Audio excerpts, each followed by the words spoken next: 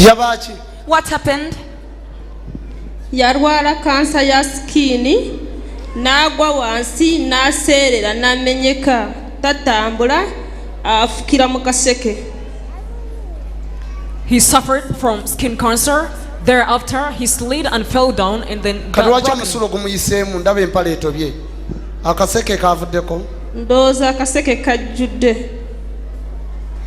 So right now he cannot stand, he cannot walk. What's that polythene is having?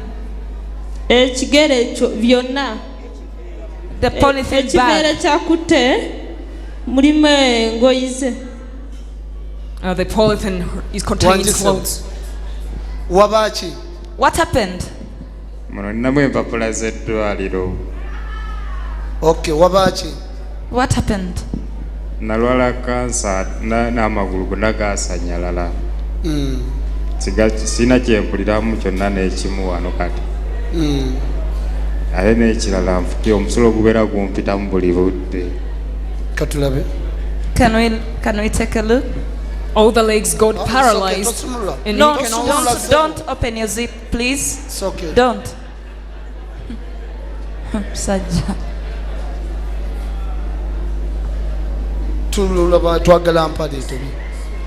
We want to see the wet trousers of his.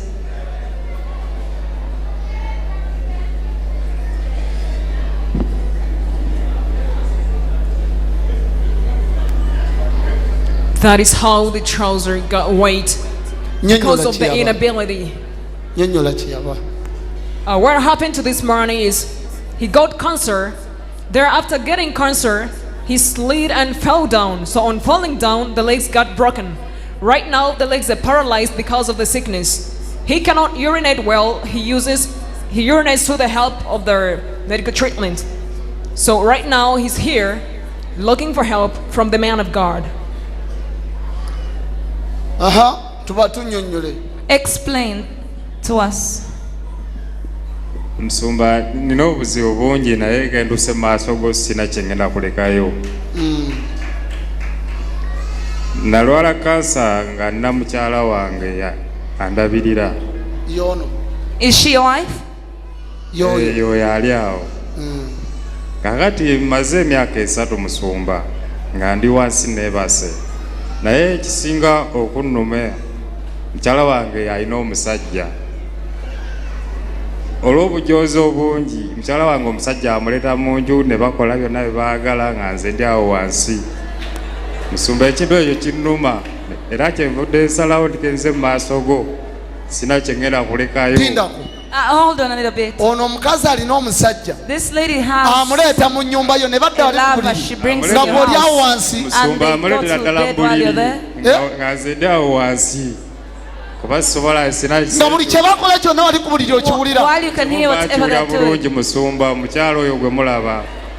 Y'omwana gw'alinawo. Gwalina si wange musumba. Era w'oyo omusajja bwe ngenda okwogera ngamba tolina kyakkola kuba ono buli kimu yakulabirira. Musumba ekintu ekyo nakyo bw'ogezaako mukola ki? Bwe ngezaako mugamba agamba tolina kyakkola abe wamwe baakuvaamu ono buli kimu yatulabirira.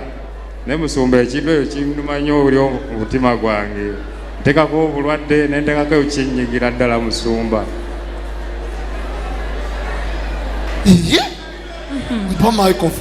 Give me that microphone. Madam, they take off that headgear and I see you.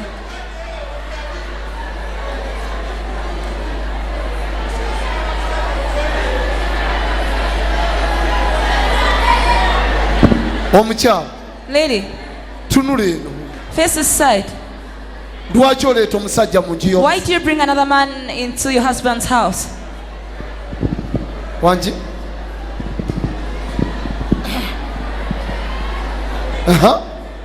Pastor omusajja ono amaze emyaka 3 ali mulwadde. Abo bonna bamuvaako ne bamundekera. Tubadde tulina buyambi tuli mu nyumba y'empangisano. Leero omusajja oyo wayogera yatupangisiza yatuwa ekyokulya yatuwa ekyokunywa. Ono omusajja amaze emyaka 3 nga tava waali takola omusajja oyo yatulabirira ekika kye kyamuvaako. Kati gwe n'oleeta omusajja mu nju So that means you should bring another man into his house. You would have gone outside instead of hiding him. Omusajja wange woolaba musiru. Nze omusajja oyo yamulabirira yalowooza nze sirina musaayi ng'abalala. Ono omusajja musiru talina na magezi. Bitabusa. Bannange. Hello. njagalayo abantu bataano. I want about 5 people. Omukyalo ono kyakola kya What this lady is doing is olw'okuba oli yabalabirira yabawa ekyokulya is the one who feeds them. n'omuleeta ku buliri You bring ono ng'ali wansi on this one's bed nga buli kyemukola kyonna akiwulira. while he can hear everything you're doing. Kyabuvunaanyizibwa.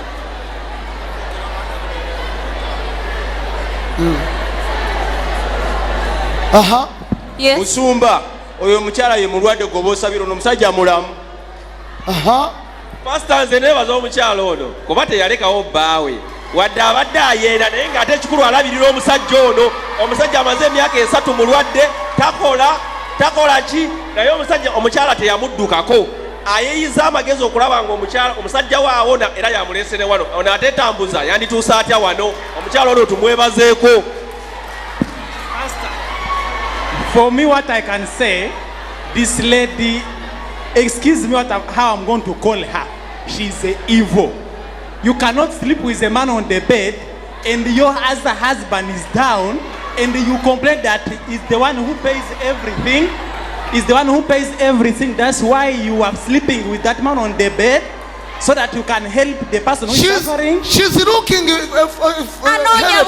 All right. Now, if she's looking for help, why didn't she tell the man to go and take her to the lodge? They sleep there. They do whatever they want so that the man can remain there when he's safe. Not to come with a man on the bed when this one who is sick again is singing whatever she's doing. That is making him again suffering a lot. Thank you.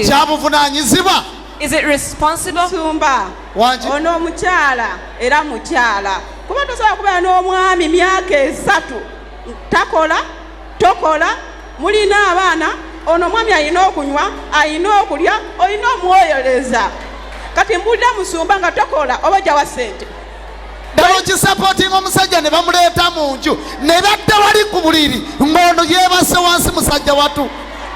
Nedda Musumba ekibi omukyala kye yakola kuleeta mu nju kuba n'omusajja amwagala alina ennyumba eyiye yaligenze wooli omwami naye nga taleese mu maka g'omusajja. Kati okaabira ki? Lwaki okaaba? Nsonga y'okunswaza mu maaso g'abantu ate mbadde muyiize ekyokulya. She has ashamed me before everyone, yet I've been suffering with him. Omusajja yabawadde ne transport abaleeta wano. One lover who gave them transport to come here. Omusajja yabawadde transport abaleeta The wano. lover gave them money. Hey. Tunula eri, totunula eri, tunula eri. Kyabuvunaanyizibwa. Is it responsible to do such? Wangi Musumba nze neebaza omukyalo ono obutalekaawo bbaawe naye ekyo ekyokuleeta omusajja mu nnyumba akyuseemu kuba n'ono muntu alina omusaayi gwe gukyakola akyuseemu bagende ng'ewe oli omusajja omulala nze wendaba. Kyabuvunaanyizibwa sister. Is it responsible?